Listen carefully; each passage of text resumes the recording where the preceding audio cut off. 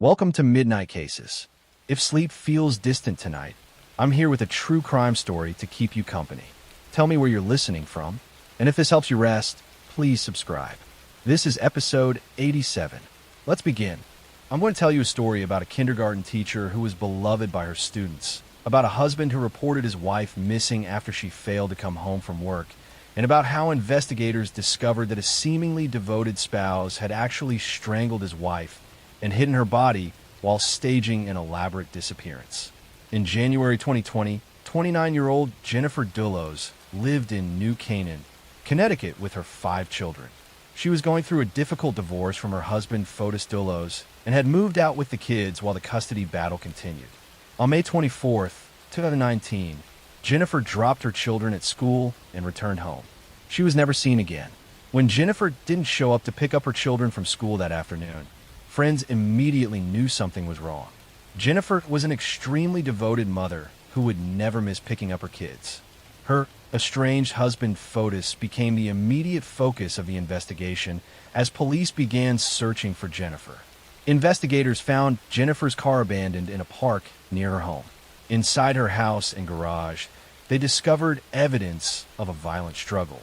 There was blood spatter on the garage walls and floor, and it was clear that someone had attempted to clean up the scene.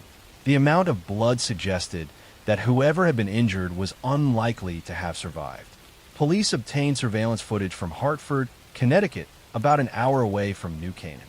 The footage showed Fotis Dullos and his girlfriend, Michelle Treconis, driving through the city on the evening of Jennifer's disappearance. The video captured them stopping at various locations and disposing of garbage bags and different trash receptacles along the route. Investigators retrieved the garbage bags and found them filled with items stained with Jennifer's blood. The bags contained bloodied clothing, sponges that had been used to clean up blood, and other evidence suggesting someone had tried to dispose of material from crime scene. The evidence strongly indicated that Fotis had attacked Jennifer and was attempting to cover up the crime. Fotis Dullos was arrested and charged with tampering with evidence and hindering prosecution. His girlfriend, Michelle Treconis, was also arrested on similar charges. Both initially denied involvement in Jennifer's disappearance, but the evidence against them continued to mount as investigators pieced together what had happened. Despite extensive searches across Connecticut, Jennifer's body was never found. Police used cadaver dogs, ground-penetrating radar, and searched numerous properties connected to Fotis, but Jennifer remained missing. The lack of a body made building a murder case more challenging, though prosecutors believed they had enough circumstantial evidence to prove Fotis had killed her. In January 2020, Fotis Dullos was arrested again and charged with capital murder, felony murder, and kidnapping. Prosecutors believed they had sufficient evidence to prove that Fotis had killed Jennifer even without recovering her body. The charges carried the possibility of the death penalty if Fotis were convicted. Just days after being charged with murder, Fotis Dullos attempted to take his own life at his home in Farmington, Connecticut. He was found in his garage, suffering from carbon monoxide poisoning after running his vehicle with the garage door closed. He was rushed to the hospital but never regained consciousness. On January 30th, 2020, Fotis Dullos died from his injuries. His death meant he would never face trial for Jennifer's murder and that many questions about what happened to Jennifer would remain unanswered. The case against him would never be fully presented in court, and he would never reveal what he had done with Jennifer's body. Michelle Treconis eventually went to trial for her role in helping Fotis cover up Jennifer's disappearance. In 2024, she was convicted of conspiracy to commit murder, tampering with evidence, and hindering prosecution. Prosecutors argued that Michelle had known what Fotis was planning and had actively helped him both before and after Jennifer's death. She was sentenced to 14.5 years in prison. The motive for Jennifer's murder appeared to be a combination of a bitter custody dispute and financial problems. Fotis had been losing the custody battle and was facing significant debt. Jennifer had been asking for sole custody of their 5 children and had been documenting concerns about Fotis's behavior. The divorce was contentious and expensive, and Fotis apparently decided that eliminating Jennifer was preferable to continuing the legal battle. Jennifer's mother, Gloria Farber, was awarded custody of the 5 children, who were between 8 and 13 years old when their mother disappeared. The children lost both parents within months, their mother presumably murdered and their father dead by his own hand. Gloria has worked to raise the children and preserve Jennifer's memory for them. The fact that Jennifer's body has never been found remains the most painful aspect of the case for her family. They cannot properly lay her to rest or have the closure that comes with a burial. Fotis took that from them by refusing to reveal where he had hidden Jennifer's remains, even as he faced charges that would likely result in life in prison or the death penalty.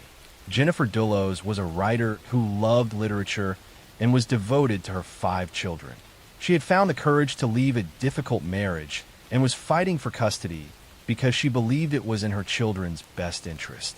She deserved the chance to raise her kids and watch them grow up.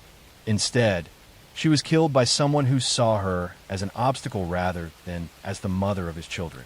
The case brought attention to the dangers women face during divorce and custody proceedings, particularly when dealing with controlling partners. Jennifer had expressed fears for her safety in court documents related to the divorce, but those concerns hadn't been enough to protect her. Her disappearance and presumed death highlighted the need for better protective measures for people going through high-conflict divorces. Fotis Dullos' death by his own hand denied Jennifer's family the opportunity to see him held accountable in court. They never got to hear the full evidence presented at trial or see him convicted and sentenced. His suicide was a final act of control that deprived them of justice and answers. The case remains officially unsolved in terms of locating Jennifer's remains, though investigators are confident they know what happened and who was responsible. Jennifer's family continues to search for her remains and hopes that someday they will be able to bring her home and give her a proper burial. They have established a foundation in her name to support victims of domestic violence and to help ensure that other families don't suffer the same tragedy. Jennifer's story serves as a heartbreaking reminder that the most dangerous time for women in abusive relationships is often when they try to leave. Next story. I'm going to tell you a story about a fitness instructor who seemed to have a perfect life, about a husband who came home to find his house on fire, and about how investigators discovered that a woman had murdered her husband and 2 young daughters to start a new life with her lover. In May 2020, 43-year-old Chris Watts was living in Colorado with his wife Sean Ann and their 2 daughters. But this story is about a different family and a different tragedy that happened years earlier. In December 2008, 34-year-old Chris Coleman was the head of security for famous televangelist Joyce Meyer. He lived in Columbia, Illinois with his wife Sherry and their 2 sons, 9-year-old Garrett and 11-year-old Gavin. From the outside, the Colemans appear to be a devout Christian family living a blessed life. Chris had an important job protecting a well-known minister, and Sherry was a dedicated mother who homeschooled their boys. On the morning of May 5, 2009, Chris called his neighbor at 6:43 in the morning asking him to check on his family. Chris claimed he'd been trying to reach Sherry, but she wasn't answering her phone, and he was worried something was wrong. Chris said he was on his way home from the gym, but was concerned about his wife and children. The neighbor went to the Coleman home, and when no one answered his knocks, he looked through the windows. What he saw was horrifying. Through the window, he could see what appeared to be a body lying on the floor. He immediately called police, who arrived within minutes and forced entry into the house. Inside, police found a scene of unspeakable horror. Sherry Coleman was found dead in the master bedroom, lying on the bed. She had been strangled with a ligature. The 2 boys, Garrett and Gavin, were found dead in their bedrooms, also strangled. All 3 had been killed while they were sleeping or shortly after waking up that morning. Even more disturbing were messages spray-painted on the walls throughout the house. Someone had written threatening messages in red paint, including phrases that suggested the murders were related to Chris Coleman's work with Joyce Meyer. The graffiti appeared to be an attempt to make the murders look like they were committed by someone angry about the ministry. Chris Coleman arrived home shortly after police and appeared distraught at the scene. He told investigators that his family had been receiving threats for weeks, including disturbing emails and letters. He said the threats were related to his work and that someone had been targeting his family because of his association with Joyce Meyer. Investigators immediately began examining the threatening emails and letters Chris had reported. They quickly noticed something suspicious. The emails had been sent from an account that was traced back to Chris Coleman's own computer. The threatening messages had come from inside the house, sent by Chris himself. He had been creating a false trail of evidence to make it appear his family was being targeted by an outside threat. As detectives dug deeper into Chris's life, they discovered he had been having an affair with a woman named Tara Lentz, who worked for Joyce Meyer's ministry in Florida. Chris and Tara had been involved romantically for several months, exchanging thousands of text messages and emails. Chris had told Tara he was planning to leave his wife and marry her. The evidence showed that Chris had been living a double life. While presenting himself as a devoted Christian husband and father, he was secretly carrying on an affair and planning to leave his family. But divorce would have meant losing his job with the ministry, losing his reputation in the religious community, and paying child support. Chris apparently decided that murdering his family was a better solution than facing the consequences of his choices. The investigation revealed that Chris had planned the murders carefully. He had been sending himself the threatening emails for months to establish a narrative that his family was in danger. On the morning of the murders, Chris had strangled Sherry first, then killed both boys while they slept. He then spray-painted the threatening messages on the walls to stage the scene. After that, he went to the gym to establish an alibi and called his neighbor to discover the bodies. Chris Coleman was arrested and charged with 3 counts of first-degree murder. His trial began in 2011, and the prosecution presented overwhelming evidence of his guilt. They showed the jury the emails traced to his computer, the evidence of his affair with Tara Lentz, and the forensic evidence proving the crime scene had been staged. They presented testimony showing Chris had researched how to commit the perfect murder. The defense tried to argue that someone else could have committed the murders and framed Chris, but the evidence was too strong. The jury heard about Chris's affair, his lies, and his elaborate planning. They saw through his attempts to portray himself as a grieving husband and father. After deliberating for less than a day, the jury found Chris Coleman guilty on all 3 counts of murder. Chris Coleman was sentenced to 3 consecutive life sentences without the possibility of parole. The judge described the murders as especially heinous because Chris had killed his own children while they slept, showing them no mercy. Chris showed no emotion as the sentence was read, maintaining the cold demeanor he had displayed throughout the trial. Sherry Coleman had been a devoted mother who loved her boys and had dedicated her life to raising them. Garrett and Gavin were young boys who loved sports and were being homeschooled by their mother. They trusted their father completely and never knew he was plotting to kill them, so he could start a new life with his girlfriend. Chris Coleman remains in prison in Illinois, where he will spend the rest of his life. The woman he had the affair with, Tara Lentz, was devastated to learn that Chris had murdered his family. She testified against him at trial and has had to live with the knowledge that she was the reason Chris wanted to eliminate his wife and children. The Coleman family murders shocked the religious community and the town of Columbia, Illinois. It revealed how someone can present a perfect Christian image while harboring evil intentions. Chris Coleman chose to murder his innocent wife and children rather than simply walk away and face the consequences of his infidelity. His actions destroyed multiple families and serve as a tragic reminder that evil can hide behind any facade, even one of faith and devotion. Next story, I'm going to tell you a story about a childhood stolen, about a monster who wore the mask of Mentor, and about how an entire sport failed to protect the children in its care. In the gymnasiums of Pennsylvania State University, where young athletes trained with dreams of Olympic glory, a doctor moved among them with keys to every locker room and unfettered access to vulnerable children. Parents trusted him completely, grateful their daughters were receiving medical care from such a respected professional. But behind closed doors, under the guise of treatment, he was committing crimes that would eventually reveal themselves as one of the most extensive child sexual abuse cases in American history. This is the story of Larry Nassar, a sports medicine doctor who sexually abused at least 265 young female athletes over more than 2 decades.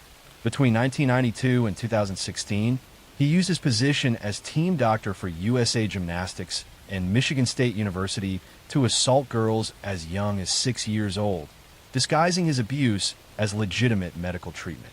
His crimes were enabled by institutions that ignored complaints, silenced victims, and protected their reputations rather than the children in their care. Lawrence Gerard Nassar was born on August 16, 1963, in Farmington Hills, Michigan. He grew up in a middle-class family where education and achievement were valued. His childhood appeared unremarkable, with no obvious signs of the predator he would become. He was intelligent and focused, showing early interest in sports medicine and athletic training. Larry attended Michigan State University, earning undergraduate and graduate degrees in kinesiology before attending medical school. He was drawn to sports medicine, particularly gymnastics, where he saw opportunity to work with elite young athletes. He completed his training and became licensed as an osteopathic physician, gaining credentials that would give him authority and trust. In 1986, while still a student, Larry began working as an athletic trainer for the USA Gymnastics team. He quickly made himself indispensable, volunteering for events, traveling with teams, and building relationships with coaches and officials. He positioned himself as someone dedicated to the athletes, always available, always willing to help. This reputation gave him access and trust that he would exploit for decades. Larry developed a technique he claimed was a legitimate treatment for various athletic injuries, particularly back and hip pain. He called it pelvic floor therapy and told athletes it required internal manipulation. In reality, he was sexually assaulting them, penetrating them with his unloved hands while claiming it was medical treatment. The girls were confused and uncomfortable, but trusted that a doctor knew what he was doing. He would perform these assaults in exam rooms, often with parents present in the room, but positioned so they could not see what his hands were doing beneath a sheet. He would chat casually with parents while assaulting their daughters. His demeanor so professional and relaxed that no one suspected anything inappropriate was happening. Larry targeted young gymnasts who were vulnerable and unlikely to question authority. These were girls who had been trained from early childhood to obey coaches and medical staff without question, to push through pain and discomfort, to trust that adults in positions of authority had their best interests at heart. Their conditioning made them perfect victims for someone who understood how to exploit that trust. Over 2 decades, Larry assaulted hundreds of girls. Some were Olympic medalists, elite athletes whose names the world knew. Most were young gymnasts training at local clubs, girls with Olympic dreams who trusted that the national team doctor was providing them with the best care possible. He assaulted them at competitions, at training camps, at his office at Michigan State University, and even at his home where parents would bring their daughters for treatment. Reports of Larry's abuse began surfacing as early as the 1990s, but they were consistently dismissed or ignored. Young athletes complained to coaches, to USA Gymnastics officials, to Michigan State administrators. Each time, the institutions chose to protect Larry rather than investigate the claims. Officials told victims they were misunderstanding legitimate medical treatment. Some were warned that speaking out would damage their careers and the sport they loved. In 2004, a young gymnast reported Larry's abuse to Michigan State University police. An investigation was conducted but closed without charges. Larry was allowed to continue practicing. In 2014, another athlete filed a complaint with the university. Again, an investigation concluded that Larry's techniques were legitimate medical procedures. The institution sided with the doctor rather than the victim. The breakthrough came in 2016 when former gymnast Rachel Den Hollander went public with detailed accusations against Larry. Her willingness to speak openly, using her real name and providing specific accounts, gave other victims courage to come forward. Within months, dozens and then hundreds of women and girls reported that Larry had assaulted them during supposed medical treatments. Investigations by police and journalists revealed the staggering scope of Larry's crimes and the systematic failures by USA Gymnastics and Michigan State University to protect children in their care. Internal documents showed that officials had received numerous complaints over decades, but had taken no meaningful action to stop Larry or protect future victims. Larry Nassar was arrested in December 2016 on child pornography charges. As the investigation expanded, he was charged with multiple counts of criminal sexual conduct spanning decades. Faced with overwhelming evidence from hundreds of victims, he eventually pleaded guilty to avoid trial. His sentencing hearings in January 2018 became historic moments. Over 7 days, 156 victims gave impact statements describing how Larry's abuse had affected their lives. Olympic champions like Ali Raisman, Michaela Maroney, and Simone Biles spoke publicly about being abused by the doctor they had trusted. Judge Rosemary Aquilina allowed every victim who wanted to speak the opportunity to confront Larry. Larry Nassar was sentenced to 40 to 175 years in prison for criminal sexual conduct, in addition to a 60-year federal sentence for child pornography. He will die in prison. During sentencing, Judge Aquilina told him he had just signed his own death warrant. The fallout from a Nassar case was extensive. USA Gymnastics filed for bankruptcy under the weight of lawsuits. The entire USA Gymnastics board resigned. Michigan State University paid $500 million to settle claims from victims. Officials who had dismissed or ignored complaints faced criminal charges for their failures. Larry's case exposed how institutions prioritize reputation over child safety, how predators exploit positions of trust and authority, and how children in elite sports can be particularly vulnerable to abuse because they have been conditioned to endure pain and obey authority figures without question. The survivors of Larry Nassar's abuse have become advocates for changing how institutions handle allegations of abuse and for protecting children in sports. Next story. I'm going to tell you a story about a wealthy pharmaceutical executive who seemed to have everything, about a wife who was found hanging in a mansion under suspicious circumstances, about a 6-year-old boy who died after a mysterious fall, and about a case with so many unanswered questions that it continues to spark debate over a decade later. In July 2011, tragedy struck the Spreckles Mansion in Coronado, California, an exclusive beach community near San Diego. The historic mansion was home to Jonah Shacknai, a successful pharmaceutical executive, and his girlfriend Rebecca Zahau. But within 48 hours, 2 people connected to that home would be dead under circumstances that authorities called accidents and suicides, but that family members insisted were something far more sinister. On July 11th, 2011, Jonah Shacknai's 6-year-old son Max was at the mansion while his father was away on business. Rebecca Zahau was caring for Max that day. Somehow, Max fell down a staircase and suffered severe head injuries. Rebecca called 911 frantically, and Max was rushed to the hospital in critical condition.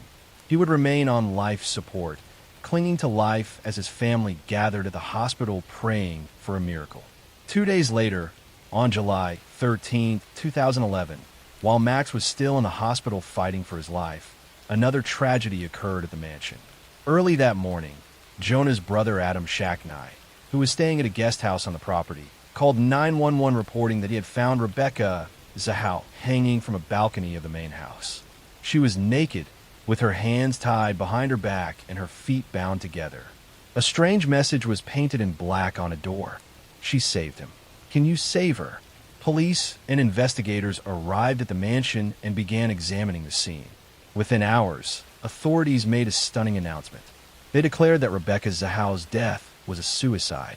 According to their theory, Rebecca had been distraught over Max's accident and blamed herself for what had happened. They claimed she had tied her own hands and feet, fashioned a noose, and jumped from the balcony, hanging herself. Rebecca's family immediately rejected this conclusion. They couldn't believe that Rebecca would take her own life, especially in such an elaborate and painful way. They pointed out that it seemed physically impossible for someone to tie their own hands behind their back in the complex manner shown in the crime scene photos. They also questioned why someone would choose to die naked and why the cryptic message had been painted on the door. 2 days after Rebecca was found, on July 16, 2011, 6-year-old Max Shacknai died from his injuries. The Shacknai family was now dealing with 2 deaths in less than a week. Authorities investigated Max's fall and concluded it was an accident. They believe he had been running or playing and had somehow tumbled over a railing or down the stairs while Rebecca was in another part of the house. But questions swirled around both deaths. How exactly had Max fallen? Why hadn't Rebecca been watching him more closely? And most puzzling of all, how had Rebecca died in a manner that looked more like a stage scene than a suicide? Rebecca's sister Mary spoke out publicly, insisting that her sister had been happy and had no reason to take her own life. Private investigators hired by Rebecca's family examined the evidence and came to a very different conclusion than authorities. They argued that the position of Rebecca's body, the bindings on her hands and feet, and other physical evidence were inconsistent with suicide. They believe Rebecca had been attacked and that her death had been staged to look like suicide. Suspicion fell on Adam Shacknai, Jonah's brother, who had found Rebecca's body. Some questioned why he had been staying at the mansion and whether he might have blamed Rebecca for Max's accident. Adam maintained that he had nothing to do with Rebecca's death and that he had simply been the unfortunate person to discover her body. In 2013, Rebecca Zahau's family filed a wrongful death lawsuit against Adam Shacknai, alleging that he had taken Rebecca's life. The civil trial took place in 2018, and the jury heard conflicting expert testimony about whether Rebecca's death could have been a suicide or whether it had been staged. The jury ultimately found Adam Shacknai responsible for Rebecca's death and awarded her family millions of dollars in damages. Adam Shacknai has consistently denied any involvement in Rebecca's death. He appealed the civil verdict, but the judgment was upheld. Despite the civil verdict, no criminal charges have ever been filed. The San Diego Sheriff's Department has maintained their original conclusion that Rebecca's death was a suicide, despite the civil jury's finding. The case has been featured in numerous documentaries and true crime shows, with experts weighing in on both sides. Some believe the authorities got it right, and that Rebecca did take her own life in an unusual but possible manner. Others believe there was a rush to judgment, and that evidence of foul play was overlooked or ignored. One of the most puzzling aspects of the case remains the cryptic message painted on the door. If Rebecca wrote it, what did it mean? Was she referring to Max, suggesting she had tried to save him? Or was the message written by someone else, perhaps trying to create confusion or suggest a motive for suicide? The message has never been definitively explained. The Shacknai family tragedy tore multiple families apart. Max's mother, Dina Shacknai, lost her only son. Rebecca's family lost a daughter and sister they believed was the victim of violence that was covered up. Jonah Shacknai lost both his son and his girlfriend in less than a week. The relationships between all these families became strained and adversarial as blame was assigned and legal battles ensued. Rebecca Zahau was a 32-year-old woman who had been in a relationship with Jonah Shacknai for 2 years. She worked as an ophthalmic technician and was described by those who knew her as caring and responsible. She had been looking forward to a future with Jonah and had no history of mental illness or suicidal thoughts, according to her family. Max Shacknai was a young boy who loved sports and spending time with his family. His death at such a young age was heartbreaking regardless of how it occurred. Whether his fall was a tragic accident or something else, a child's life was lost. The deaths at the Spreckles mansion remain controversial more than a decade later. Depending on who you believe, Rebecca Zahau either took her own life in an extremely unusual suicide or was the victim of a homicide that was covered up. The truth may never be fully known, but the tragedy of 2 deaths in one house within days of each other continues to haunt everyone connected to the case and spark debate about what really happened during those July days in 2011. Next story. I'm going to tell you a story about a beloved grandmother who was brutally attacked in her own home, about a community terrorized by a series of violent burglaries, and about how detectives used an unusual piece of evidence to finally catch a serial predator who had been hiding in plain sight for years. In March 2015, the small town of Manteca, California, was dealing with a series of disturbing home invasions. Over several months, someone had been breaking into homes, often targeting elderly women who lived alone. The intruder would enter through unlocked doors or windows in the middle of the night, attacking the victims in their beds. The crimes were violent and terrifying, and the community was gripped with fear. One of the victims was 76-year-old Mary Gibson, a retired teacher who had lived in Manteca for decades. On the night of March 8th, 2015, Mary was asleep in her home when an intruder broke in through a sliding glass door. The attacker entered her bedroom and brutally assaulted her, beating her with such force that she suffered severe head injuries. Mary was found by a family member the next morning and rushed to the hospital, where she remained in critical condition for days before passing away from her injuries. The attack on Mary Gibson horrified the community. She had been a beloved figure in Manteca, known for her kindness and involvement in local activities. That someone would break in her home and attack her so viciously seemed incomprehensible. Police intensified their investigation, determined to catch the person responsible before he could strike again. Detectives reviewing the crime scene at Mary's home found something unusual. There were partial shoe prints near the point of entry and in the bedroom where Mary had been attacked. The prints were from a distinctive type of athletic shoe with an unusual tread pattern. Investigators photographed the prints and began trying to identify the specific make and model of shoe. Meanwhile, other home invasion cases in the area were being reviewed to see if they might be connected. Detectives found that several unsolved burglaries and attacks on elderly women showed similar patterns. The intruders seemed to target homes where women lived alone or where they would be alone at night. He entered through sliding doors or windows that were unlocked or easy to force open. And in several cases, similar shoe prints have been found at the scenes. As detectives worked to track down the shoe, they caught a break. The distinctive tread pattern matched a specific model of Nike athletic shoe that had been sold in limited quantities. Investigators began checking sales records and surveillance footage from stores that had sold these shoes in the Manteca area. At the same time, police were investigating another lead. A suspicious vehicle had been seen in Mary Gibson's neighborhood around the time of the attack. Witnesses had noticed a white sedan driving slowly through the area late at night, which was unusual for the quiet residential street. Police obtained surveillance footage from nearby homes and businesses, hoping to get a license plate number. The investigation led police to 23-year-old Malik Pat, a local man who had a history of minor criminal offenses.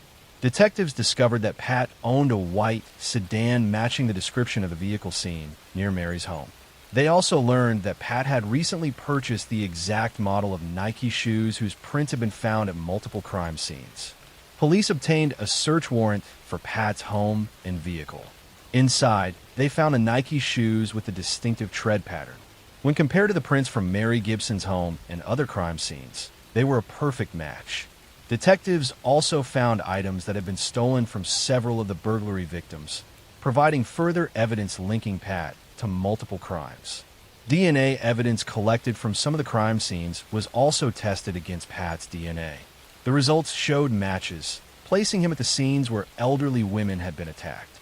The evidence against Malik Pat was overwhelming, connecting him not just to Mary Gibson's attack, but to a series of home invasions targeting vulnerable victims. Malik Pat was arrested in May 2015 and charged with ending Mary Gibson's life, along with multiple counts of burglary, assault, and attempted assault. As the investigation continued, detectives connected him to at least 10 different home invasions in the Manteca area spanning several years. Some victims had survived his attacks but had been left traumatized. Others, like Mary Gibson, had not survived. The case against Pat revealed a disturbing pattern. He had been specifically targeting elderly women who lived alone, watching homes to identify vulnerable victims. He would strike late at night when victims were asleep and defenseless. Some of the attacks had been sexually motivated, adding another layer of horror to his crimes. Pat's trial began in 2017. The prosecution presented the shoe print evidence, DNA evidence, stolen property found in his possession, and testimony from surviving victims who identified him as their attacker. The evidence was so strong that Pat's defense had little to work with. They couldn't dispute the physical evidence connecting him to the crimes. In 2018, Malik Pat was convicted of first-degree ending of life for Mary Gibson's death. along with multiple other charges related to the home invasions and attacks. He was sentenced to life in prison without the possibility of parole, plus additional consecutive sentences for the other crimes. The judge noted the particular cruelty of targeting elderly victims in their own homes, places where they should have felt safest.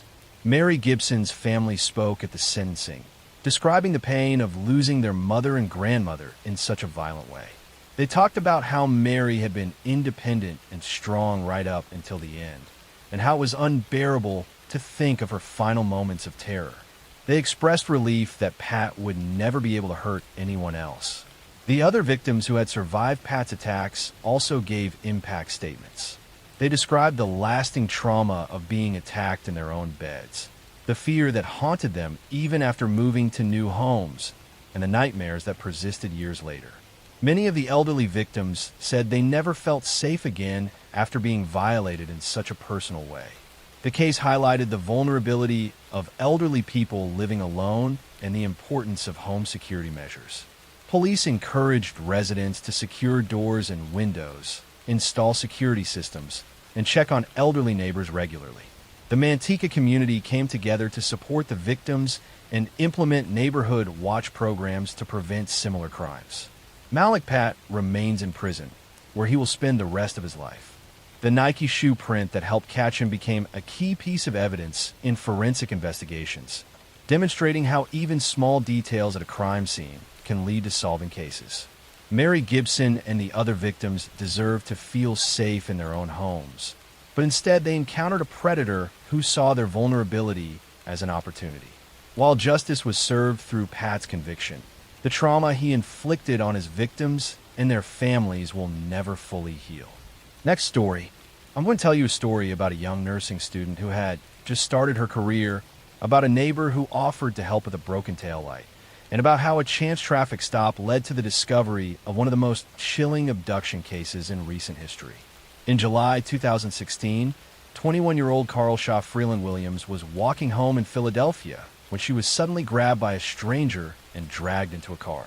Security cameras captured the terrifying abduction as Carl Shaw fought desperately, even managing to knock her glasses off as a clue and fighting so hard that she left her shoe behind on the street. The video went viral as police and the community desperately searched for her. 3 days later, Carl Shaw was found alive in Maryland, rescued after her abductor was stopped by police. But that's not the story I want to tell you today. Let me tell you about a different case. In October 2014, 20-year-old Hannah Graham was a second-year student at the University of Virginia in Charlottesville. She was bright, athletic, and loved by everyone who knew her. On the night of September 13, 2014, Hannah went out with friends in the downtown mall area, a popular spot for university students. Sometime around 1 in the morning, Hannah became separated from her friends. Surveillance cameras captured her walking alone through the downtown area, looking lost and confused. She appeared to be texting on her phone, possibly trying to find her way or contact friends. Multiple cameras tracked her movement through the streets, and witnesses would later report seeing her. Then Hannah encountered Jesse Matthew, a 32-year-old man who worked as a hospital orderly. Surveillance footage showed Matthew walking beside Hannah, and witnesses saw them leave a restaurant together. Hannah's friends reported her missing when she didn't return home or respond to messages, and police immediately began investigating. When detectives reviewed the surveillance footage and identified Jesse Matthew as the last person seen with Hannah, they brought him in for questioning. Matthew spoke with police briefly, but then left and refused to cooperate further. His behavior made investigators suspicious, and when they searched his background, they discovered he had been accused of assault in the past, though charges had been dropped. Police obtained a warrant to search Matthew's car and apartment. Inside his vehicle, they found forensic evidence that Hannah had been in the car. The evidence suggested something violent had occurred. Matthew was charged with abduction with intent to defile, and police intensified their search for Hannah, hoping she might still be alive. But Matthew had already fled. He drove to Texas and was eventually captured on a beach in Galveston after a brief chase. He was brought back to Virginia to face charges for Hannah's abduction. Meanwhile, Massive search efforts continued across Virginia, with thousands of volunteers combing fields, woods, and rural areas looking for any sign of Hannah. 5 weeks after Hannah disappeared, on October 18, 2014, a man searching for antlers in a wooded area about 8 miles from Charlottesville made a heartbreaking discovery. He found human remains that were later confirmed through dental records to be Hannah Graham. The news devastated her family, friends, and the entire university community who had been praying for her safe return.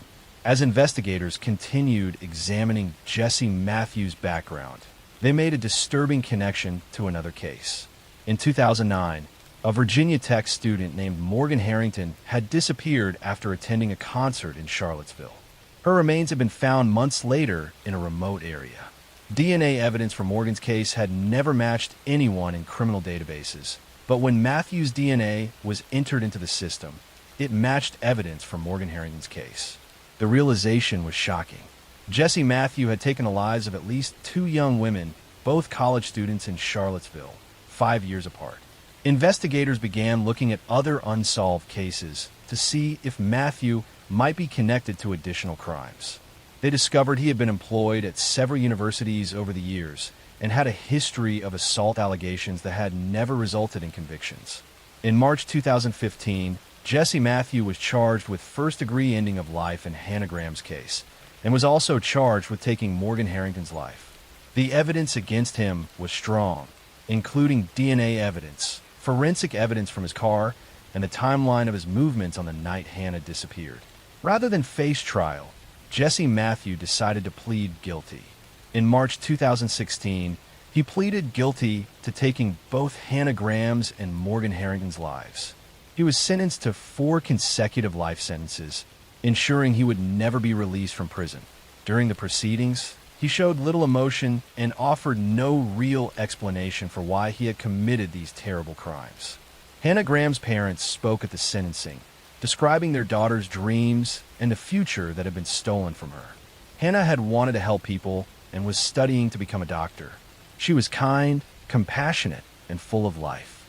Her parents talked about the unbearable pain of losing her and the permanent void left in their family.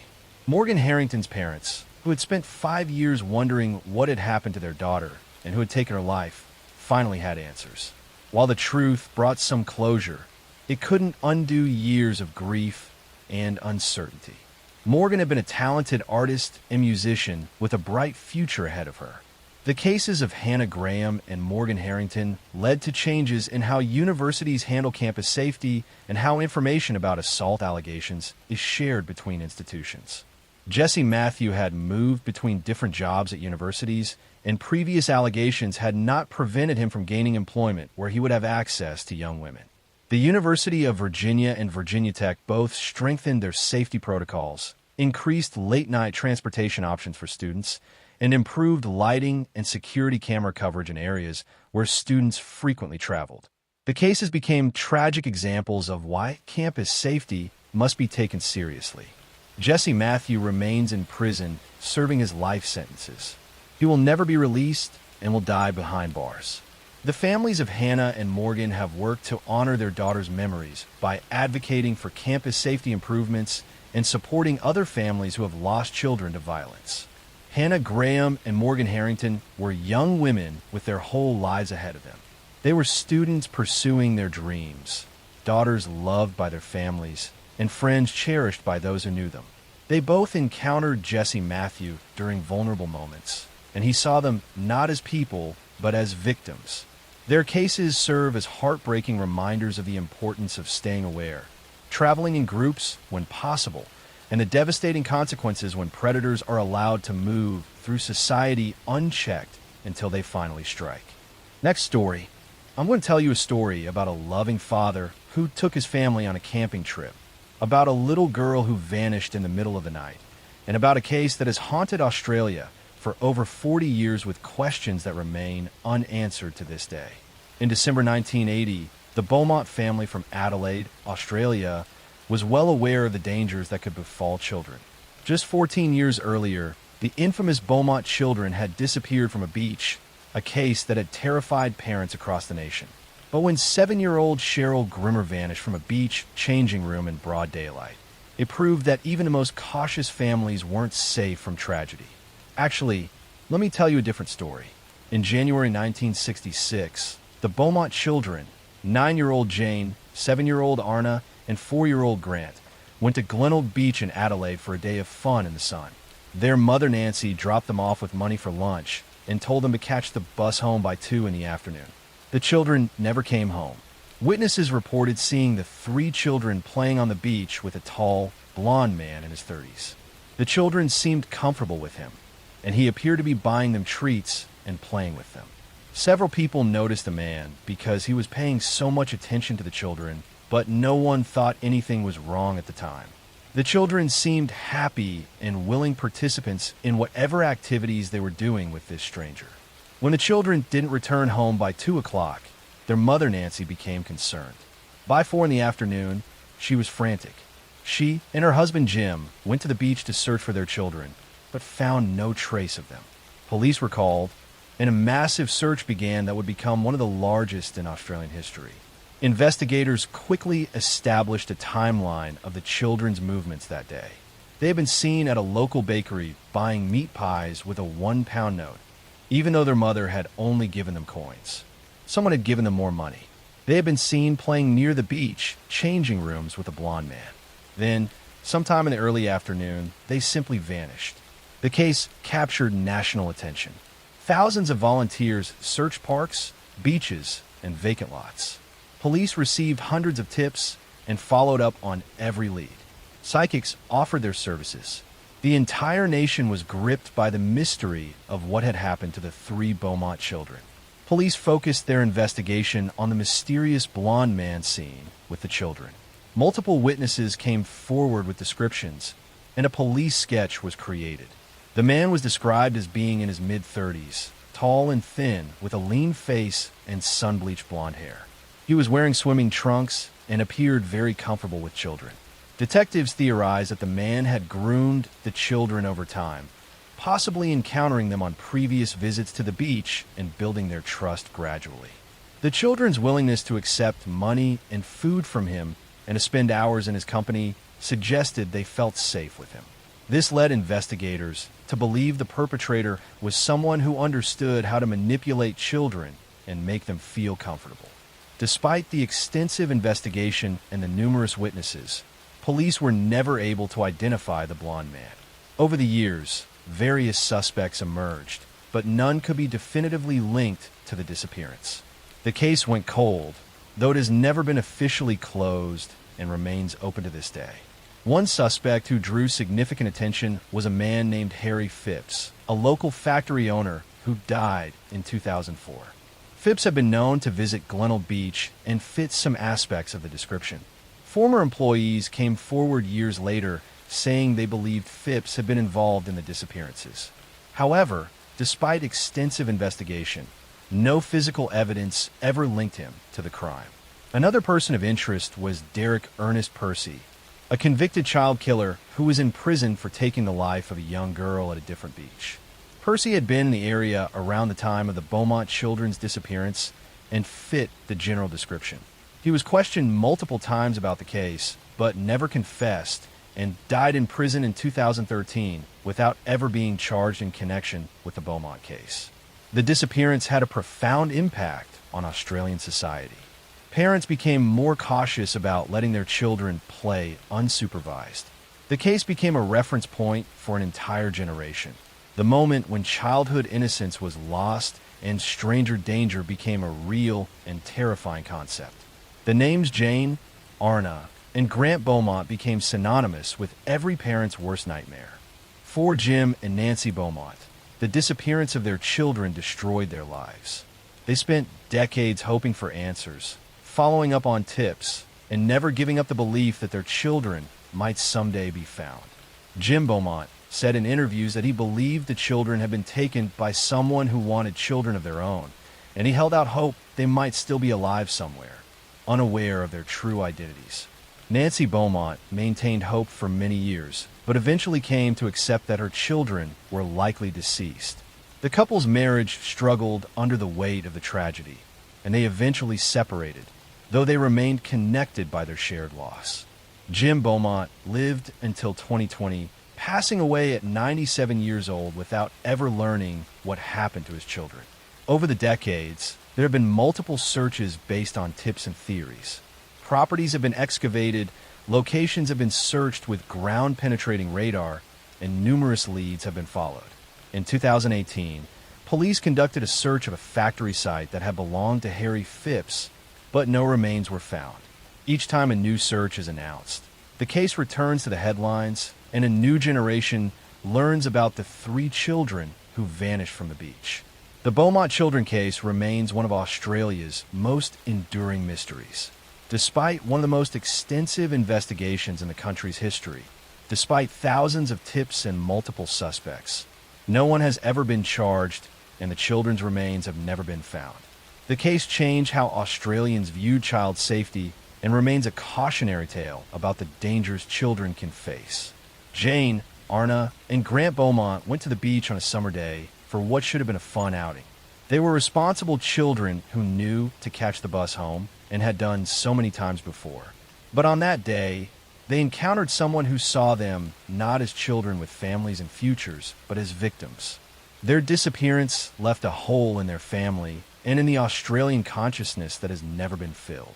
The case serves as a reminder that evil can strike when we least expect it, and that some mysteries may never be solved, leaving families to wonder forever what happened to the children they loved. Next story.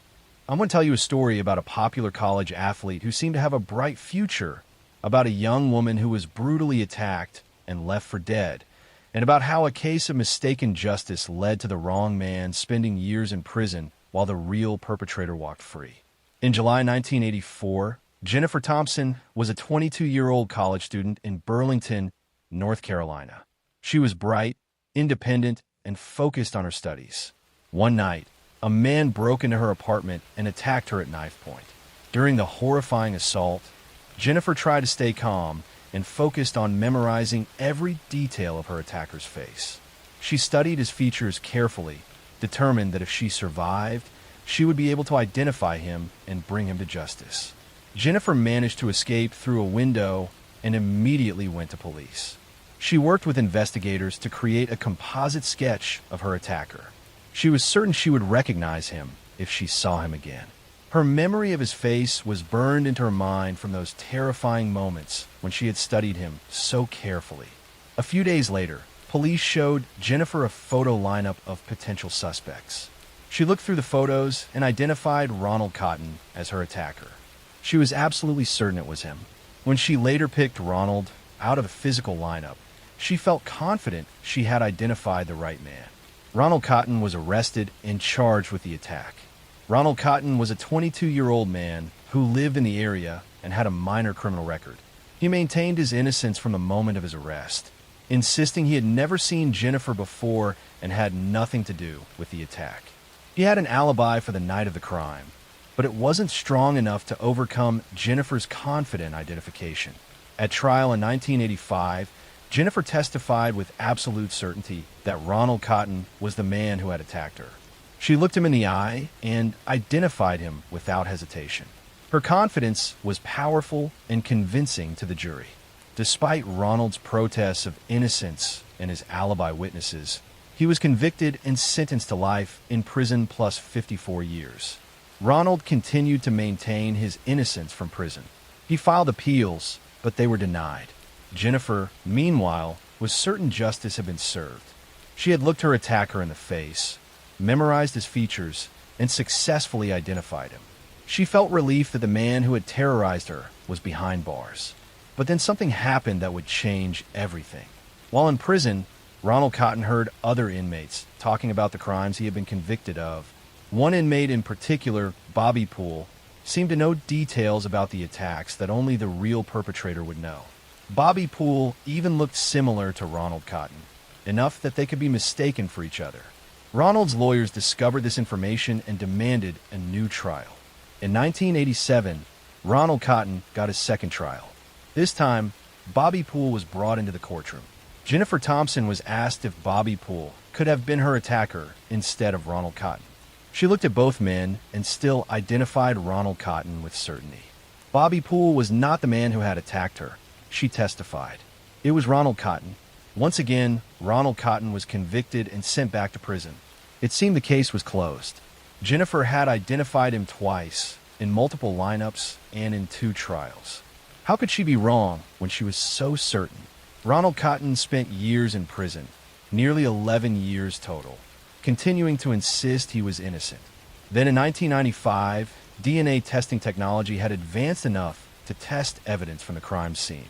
Ronald's lawyers pushed for DNA testing of the evidence, hoping it would finally prove his innocence. The DNA results came back, and they were shocking. The DNA from the crime scene did not match Ronald Cotton. It matched Bobby Poole, the inmate Ronald had suspected all along. Ronald Cotton had been telling the truth for 11 years. He was innocent. Jennifer Thompson had been completely wrong in her identification, despite her absolute certainty. Ronald Cotton was released from prison in June 1995. He had lost 11 years of his life for a crime he didn't commit.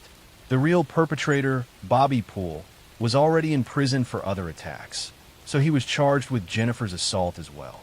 The revelation was devastating for Jennifer Thompson.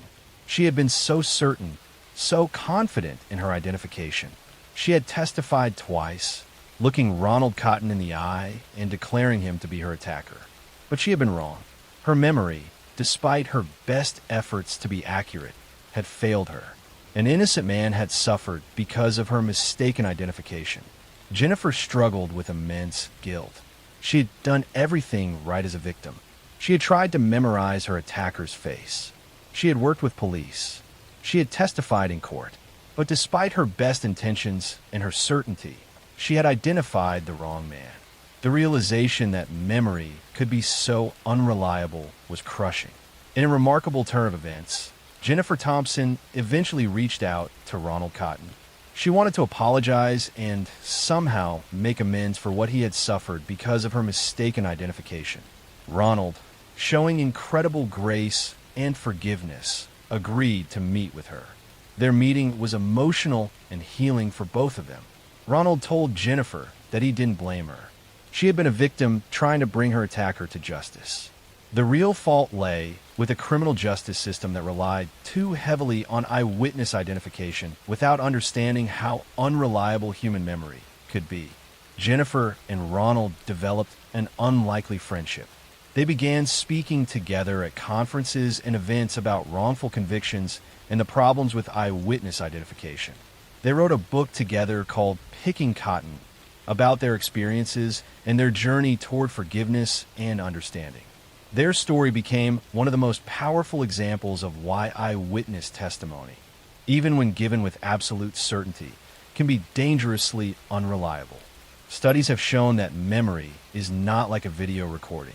It can be influenced by suggestion, by the way questions are asked, by seeing photos before lineups, and by the stress of trauma. Ronald Cotton's case helped change how law enforcement conducts lineups and eyewitness identifications. Many jurisdictions now use double-blind lineups where the officer conducting the lineup doesn't know who the suspect is, preventing unconscious cues. Sequential lineups, where witnesses see one person at a time rather than all at once, have been shown to reduce mistaken identifications. Ronald Cotton eventually received compensation for his wrongful conviction and has rebuilt his life. He married and had a family.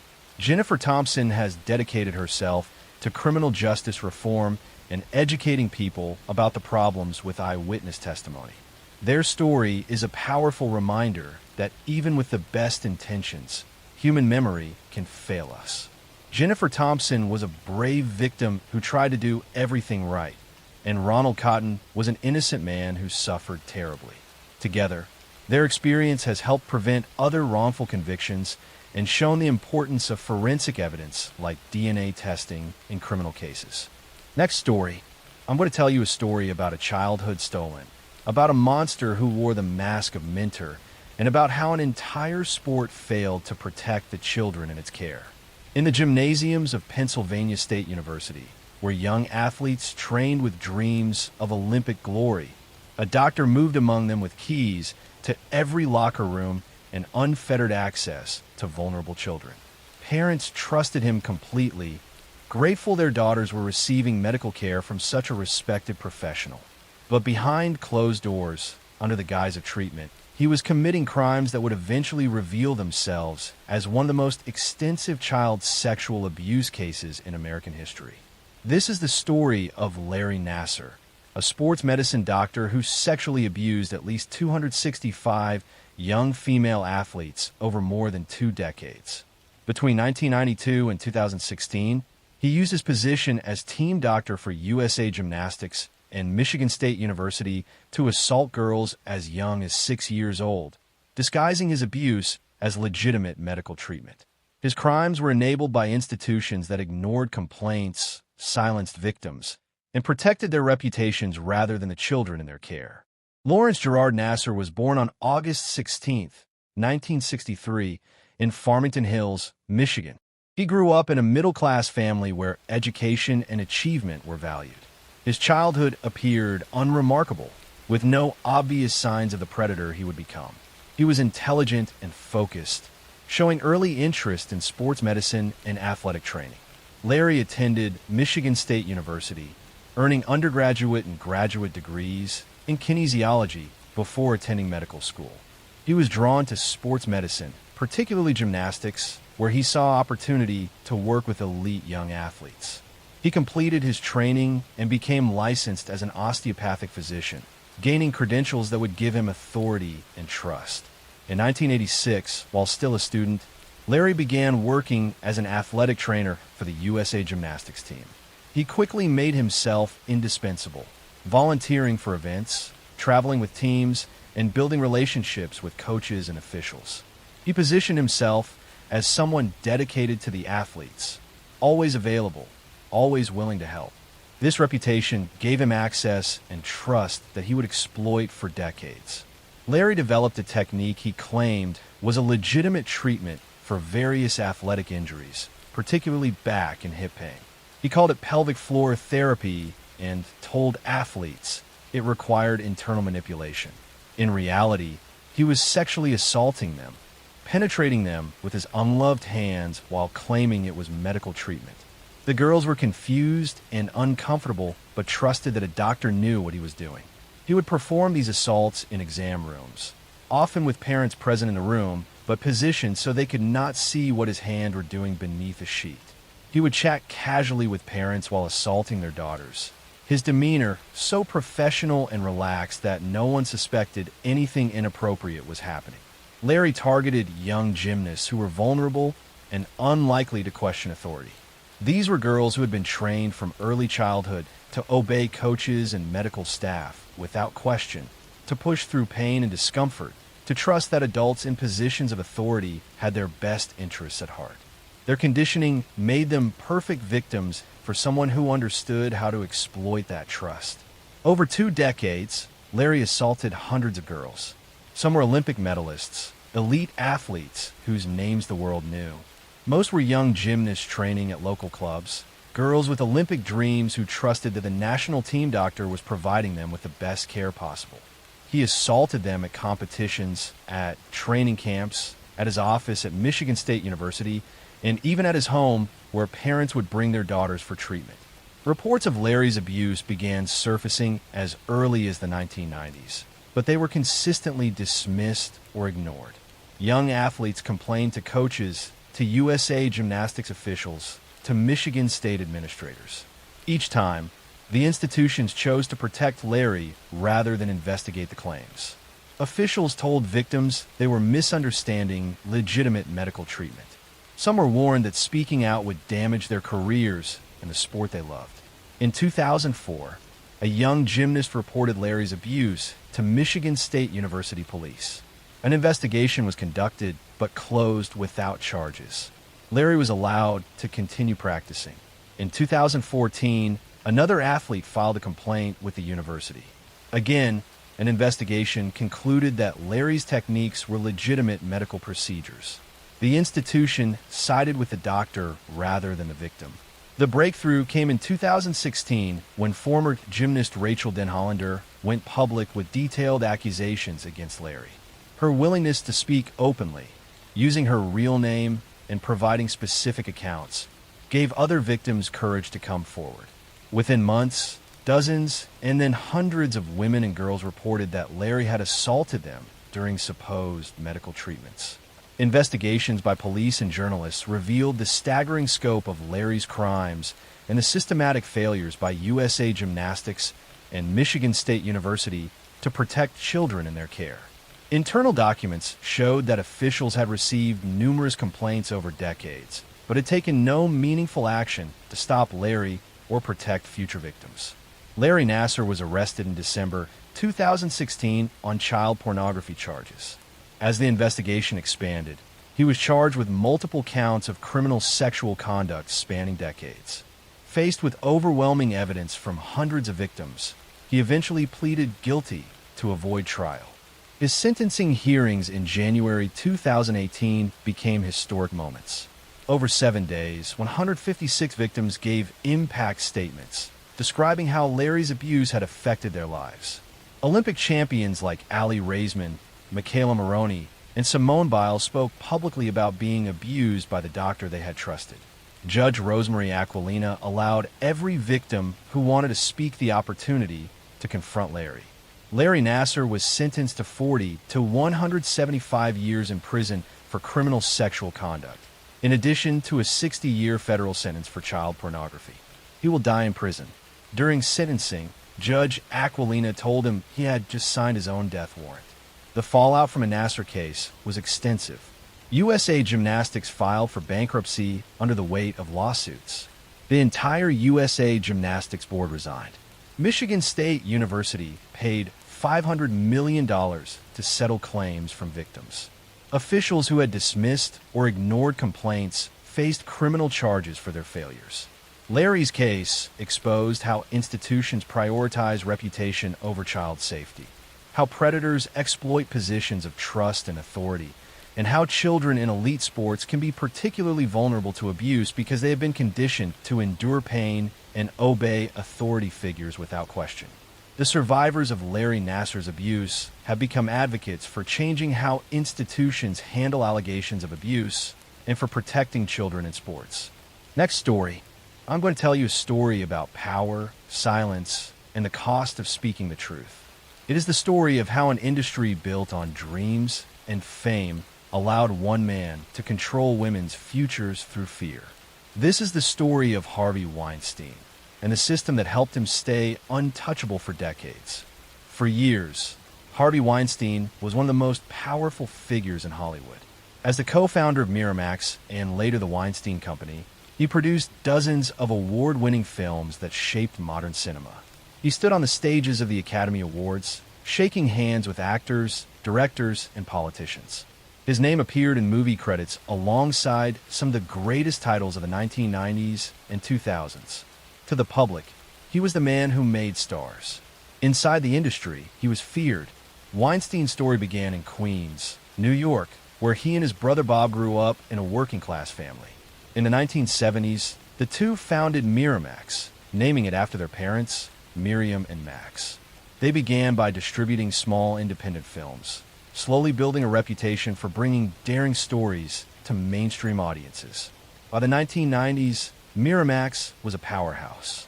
It released Pulp Fiction, The English Patient, Shakespeare in Love, and countless others that defined a generation.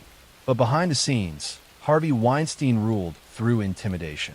Colleagues described him as explosive, controlling, and obsessed with dominance.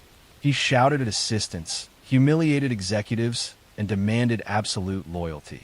That same hunger for power extended beyond his office and into his relationships with women.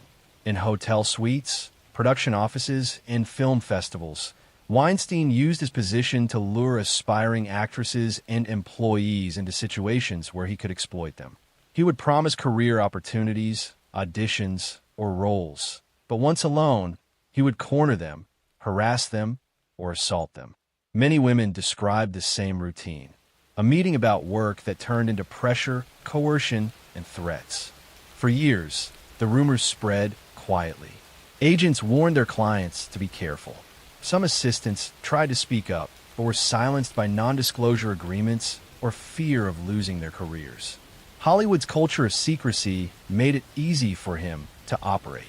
His films employed thousands, his influence stretched across studios, and his donations reached politicians and charities. Speaking against him meant risking everything. When women did try to go public, the system around Weinstein reacted to protect him. Lawyers threatened lawsuits. Tabloids were used to discredit victims. In some cases, private investigators were hired to track women who were considering speaking out. The first public cracks appeared in 2015 when actress Ashley Judd mentioned an unnamed studio executive who had made inappropriate advances toward her. Her story drew attention, but no one named Weinstein yet. That would change 2 years later. In October 2017, the New York Times published an article by Jodi Kantor and Megan Twohey detailing multiple allegations of sexual harassment and assault against Harvey Weinstein, spanning 3 decades. Within days, The New Yorker followed with another investigation by Ronan Farrow, containing even more accounts, including women describing rape and intimidation. The stories shared chilling similarities: hotel meetings, locked doors, demands for massages, and threats when they refused. The impact was immediate. Dozens of women, actresses, assistants, models, journalists came forward. Among them were well-known names like Gwyneth Paltrow, Angelina Jolie, Rosanna Arquette, and Salma Hayek. Many had remained silent for years, afraid of what would happen if they challenged a man so deeply connected to the industry. As the accusations grew, so did the realization that this was not an isolated case of one predator. It was a window into how Hollywood had normalized abuse of power for decades. The story ignited a movement. Women across industries began sharing their own experiences under the hashtag #MeToo, a phrase originally coined by activist Turner Burke years earlier to support survivors of sexual violence. Within months, the #MeToo movement became a global reckoning. Harvey Weinstein was fired from his own company and expelled from the Academy of Motion Picture Arts and Sciences. His empire crumbled overnight. But the real test would come in court. In 2020, after years of legal battles, Weinstein stood trial in New York. 6 women testified, describing how he had assaulted them and used his power to silence them. The prosecution presented a pattern of manipulation, using his position as a gatekeeper of careers to control young women's lives. The defense tried to argue that the encounters were consensual and part of the power dynamics of the industry. The jury disagreed. Weinstein was convicted of rape and sexual assault and sentenced to 23 years in prison. Later, additional charges in California led to another conviction, adding 16 more years to his sentence. Once one of the most powerful men in entertainment, he would spend the rest of his life behind bars. The consequences went far beyond Weinstein himself. His downfall opened a floodgate. Executives, directors, journalists, and politicians across the world faced new scrutiny. Victims who had stayed silent for years finally spoke out. Entire organizations reevaluated their policies on harassment and consent. For many women, the movement represented the first time their voices were believed. Yet for others, it was a painful reminder of how long the system had ignored them. Some of Weinstein's victims had tried to report him in the 1990s, but were dismissed or paid off through settlements that buried their stories. The legal structures that protected powerful men for so long, non-disclosure agreements, private arbitration, and corporate complicity, began to crumble only after the media exposure. The film industry has tried to move forward, but the scars remain. Many survivors of Weinstein's abuse continue to deal with trauma, therapy, and careers that never recovered. Some left the industry entirely. The #MeToo movement, though transformative, also faced backlash. Critics claimed it created fear and overcorrection. But its impact was undeniable. It changed how the world talks about consent, accountability, and power. Weinstein's case showed how abuse can hide in plain sight when wealth and influence are involved. He surrounded himself with enablers, lawyers, publicists, and executives who benefited from his success and looked away from his crimes. In the end, his downfall was not only a personal collapse, but an indictment of an entire culture that prioritized money and fame over humanity. When he entered the courtroom in handcuffs, limping and pale, the image symbolized the end of an era, the moment when power no longer guaranteed protection. For decades, Hollywood had rewarded silence. Now, silence had finally broken. Harvey Weinstein will likely die in prison. His name, once attached to golden statues and glamorous parties, now stands as a warning, a symbol of what happens when power goes unchecked. But the women who spoke out did more than expose one man. They exposed a system built on fear and silence. And they changed the world by refusing to stay quiet. Their voices created a movement that outlived his power, proving that even in the darkest corners of fame, truth still finds a way to be heard. Next story. I'm going to tell you a story about a prominent attorney who seemed to have it all, about a family dynasty built on power and prestige, and about how one man's web of lies and financial crimes led to the murders of his wife and son in a desperate attempt to cover up his crumbling empire. In June 2021, 52-year-old Alex Murdaugh called 911 from his family's hunting property in rural South Carolina, reporting that he had found his wife and son shot to death. Maggie Murdaugh, 52, and their youngest son Paul, 22, had been killed with different weapons in what appeared to be a brutal double murder. Alex claimed he had been visiting his mother and returned home to find their bodies. The Murdaugh family was legal royalty in South Carolina's Low Country.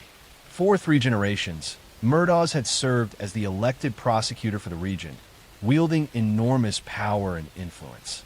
Alex himself was a prominent personal injury attorney whose family law firm had won millions in settlements. The family name commanded respect and even fear in the small communities where they operated. But behind the prestige and power, Alex Murdaugh was living a lie. He had been stealing millions of dollars from his law firm and from clients, including vulnerable people who had trusted him to handle injury settlements. He was addicted to opioid painkillers and spending massive amounts of money to support his addiction. His financial house of cards was beginning to collapse. Just days before Maggie and Paul were killed, Alex's law firm had confronted him about missing money. They were closing in on discovering the full extent of his theft. Alex was facing exposure, disbarment, and likely prison. He needed time and sympathy, and the murders of his family members provided both. Investigators were suspicious of Alex from the beginning, but they couldn't immediately prove he was involved. Alex played the role of grieving husband and father, appearing at the funeral and speaking about his devastating loss. But his behavior seemed off to many people. He didn't seem as distraught as someone who had just lost his wife and son should be. 3 months after the murders, in September 2021, Alex staged another dramatic event. He called 911 claiming someone had shot him in the head while he was changing a tire on a rural road. He was taken to the hospital with a superficial head wound. Alex claimed it was a random attack, but investigators quickly determined he had arranged the shooting himself. Alex admitted he had hired a man to shoot and kill him so that his surviving son Buster could collect a $10 million life insurance policy. The plan failed when the shooter only grazed Alex's head instead of killing him.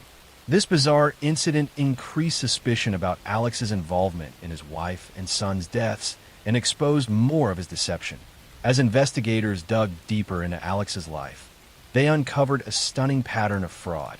He had been stealing from clients for years, taking settlement money that should have gone to injured people and their families.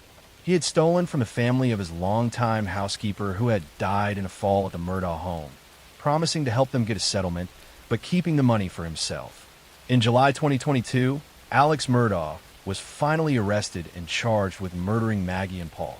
Prosecutors believed Alex had killed them to buy time and generate sympathy as his financial crimes were being discovered. The murders had caused such shock and grief that people were less focused on Alex's professional problems in the immediate aftermath. The evidence against Alex was largely circumstantial but powerful. Cell phone data showed Alex had been at the murder scene right before the killings, despite his claims of being elsewhere.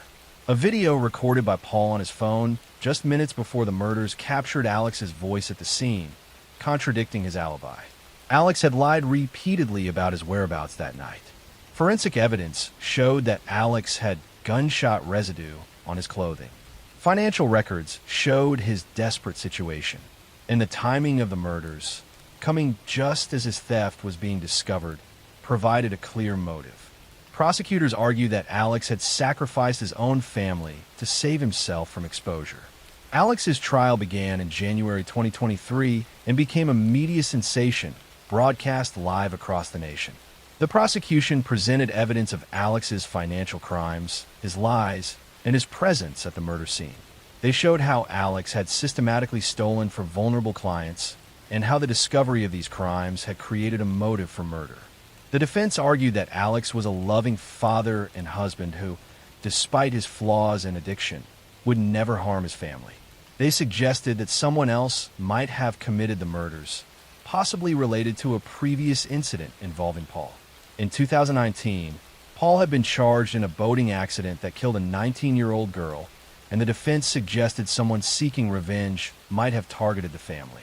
But the prosecution's case was too strong. Alex's own lies undermined his credibility. When he finally took the stand and admitted he had lied about being at the murder scene, his defense collapsed. He claimed he had lied because of paranoia from his drug use, but the jury didn't believe him. On March 2nd, 2023, after deliberating for just 3 hours, the jury found Alex Murdaugh guilty of murdering his wife Maggie and son Paul.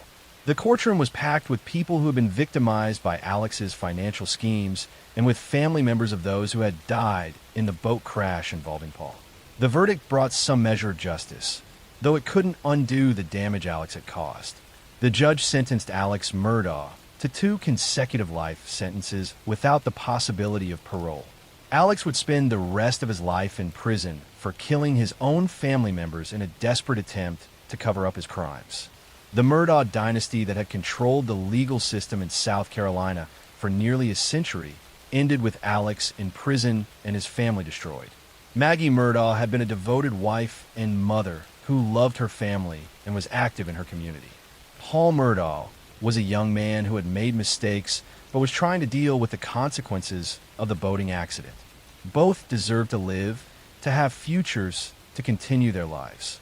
Instead, they were killed by someone who was supposed to protect them, someone who valued his own freedom more than their lives. Alex Murdaugh remains in prison, where he also faces dozens of financial crime charges. He stole millions from people who trusted him, ruined countless lives through his fraud, and ultimately took the lives of his own wife and son to try to escape consequences. His case revealed how even powerful, respected families can hide terrible secrets, and how privilege and influence can enable someone to commit crimes for years before finally being held accountable. Next story.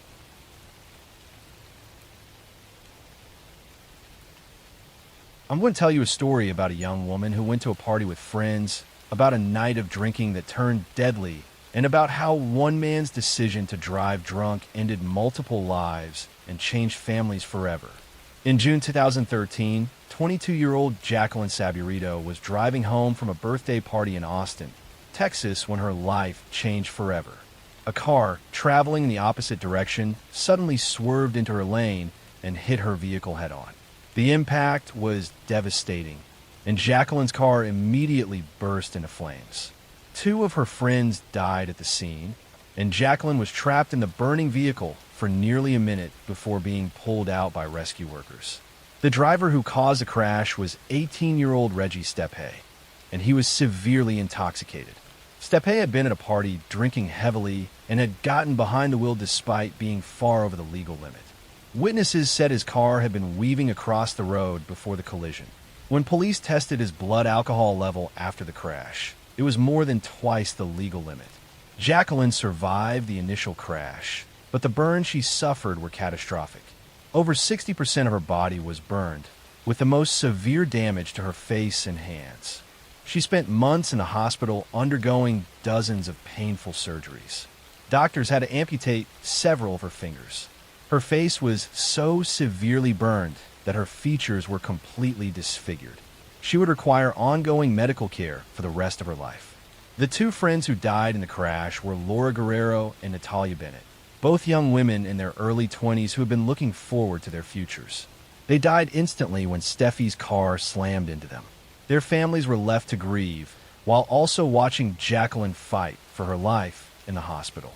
Reggie Stepe was charged with 2 counts of intoxication manslaughter for the deaths of Laura and Natalia. The prosecution argued that Stepe had made a conscious choice to drink heavily and then drive, showing reckless disregard for human life. They presented evidence of his blood alcohol level and testimony from witnesses who had seen him drinking at the party and had tried to stop him from driving. The defense tried to portray Stepe as a good kid who had made a terrible mistake. They argued that he hadn't intended to hurt anyone and that he was remorseful for what had happened. They asked for leniency, suggesting that sending a young man to prison for a long time wouldn't undo the tragedy and would only ruin another life. The jury found Reggie Stepe guilty on both counts. The judge sentenced him to 7 years in prison for each count, to be served concurrently, meaning he would serve 7 years total. Many people felt the sentence was too light, given that 2 people had died and Jacqueline had been left permanently disfigured. But under Texas law at the time, this was within the normal sentencing range for intoxication manslaughter. Jacqueline Saburito became the face of anti-drunk driving campaigns in Texas and across the country. Despite her severe injuries and constant pain, she chose to share her story publicly to prevent others from making the same choice Stepe had made. She appeared in public service announcements showing her disfigured face and explaining what drunk driving had done to her life. The images of Jacqueline before and after the crash were shocking and powerful. Before the accident, she had been a beautiful young woman with her whole life ahead of her. After the crash, she was left with severe scarring and disfigurement that would never fully heal. She underwent over 100 surgeries and attempts to reconstruct her face and hands, enduring years of painful procedures and rehabilitation. Jacqueline's story resonated with people because she refused to hide. She could have stayed out of the public eye and dealt with her injuries privately, but instead she chose to use her experience to educate others. She spoke at schools, appeared in media campaigns, and shared graphic photos of her injuries to show the real consequences of drunk driving. Reggie Stepe served his 7-year sentence and was released from prison. After his release, he also began speaking out about the dangers of drunk driving, expressing remorse for his actions and the pain he had caused. Some people appreciated his efforts to prevent others from making his mistake, while others felt no amount of advocacy could make up for the lives he had taken and destroyed. Laura Guerrero and Natalia Bennett never got the chance to speak out or advocate for anything. Their lives were cut short at 20 and 21 years old, respectively. They had dreams, families who loved them, and futures that were stolen in an instant by someone's decision to drive drunk. Their families had to live with the permanent absence of daughters, sisters, and friends who should still be alive. Jacqueline Saburito lived with the consequences of Steffi's actions every single day. She required constant medical care, faced daily pain, and dealt with the stares and questions that came with her appearance. Simple tasks that most people take for granted became difficult or impossible for her. She needed assistance with basic activities and faced numerous health complications related to her injuries. In 2019, Jacqueline Saburito died at age 40 from cancer.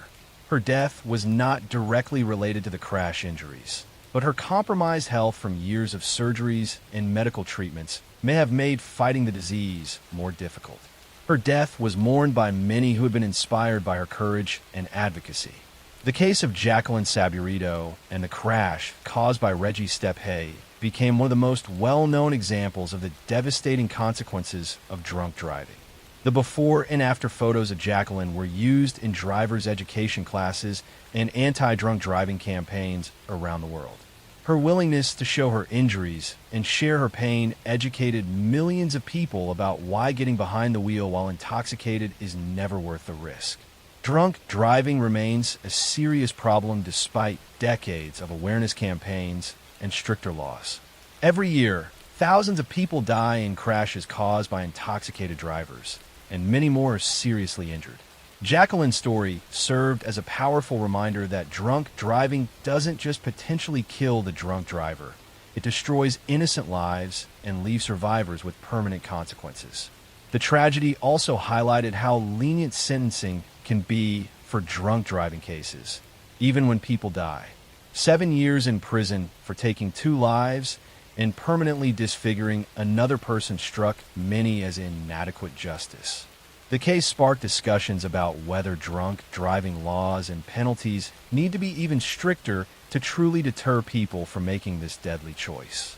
Jacqueline Saburito's legacy lives on through the countless lives that were potentially saved by her advocacy. Young people who saw her photos or heard her speak made different choices about drinking and driving. Her courage in sharing her story despite the pain and difficulty transformed a personal tragedy into a force for preventing future tragedies. Next story.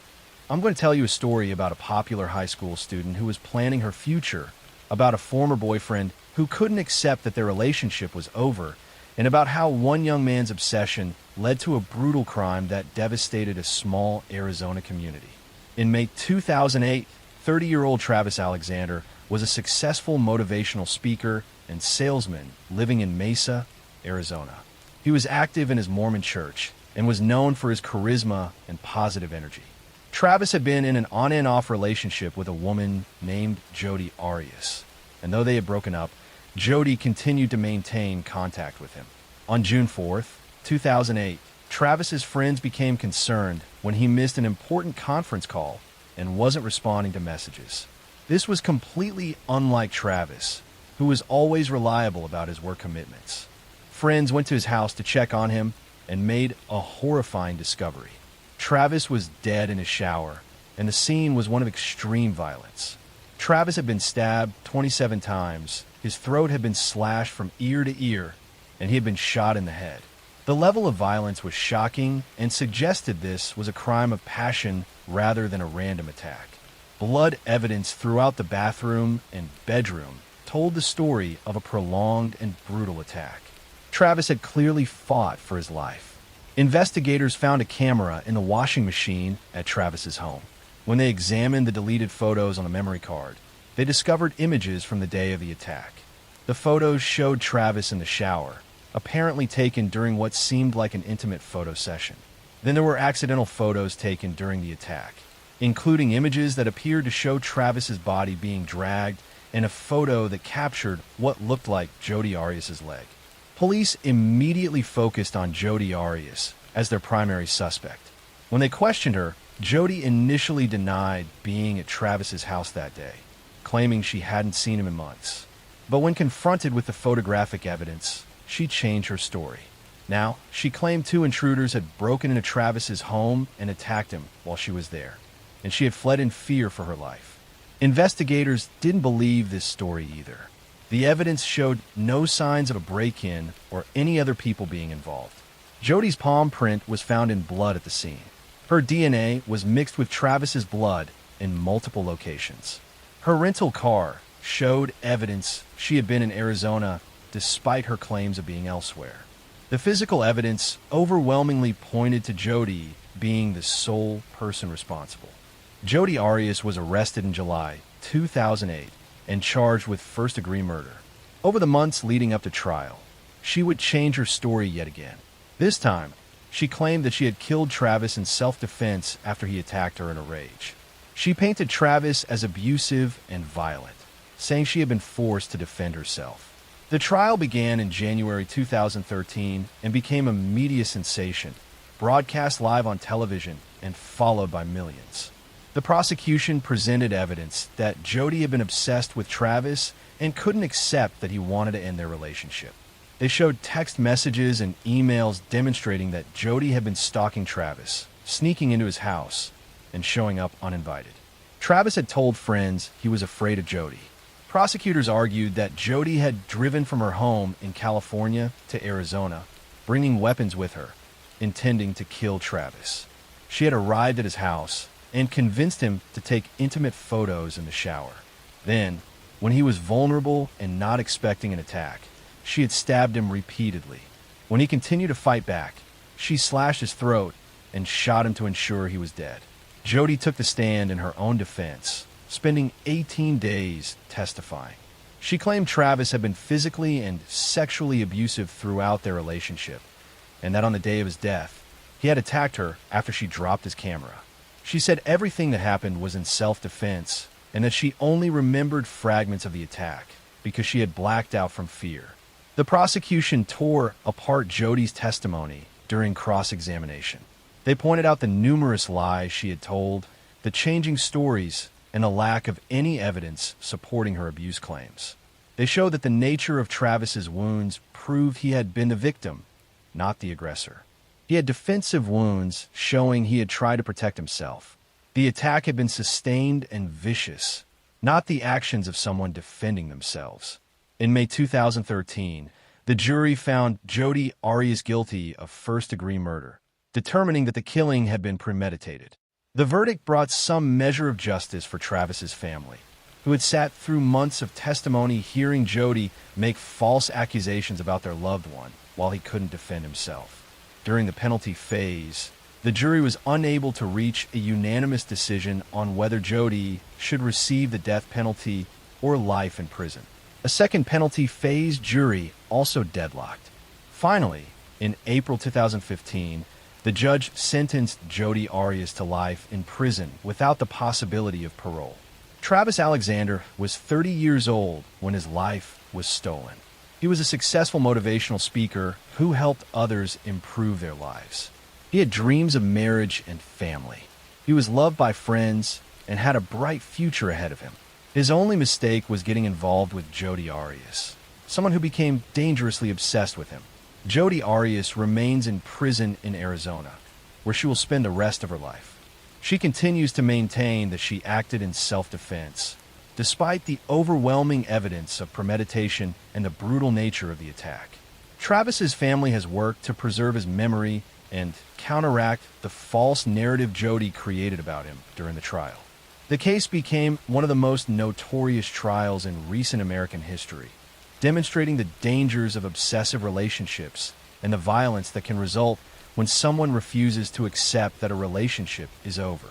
Travis Alexander paid with his life for trying to end things with someone who had decided that if she couldn't have him, no one would. This ends episode 87. Thank you for spending another quiet night here. Now the rain sound will take over. Relax, breathe slowly, and drift into sleep.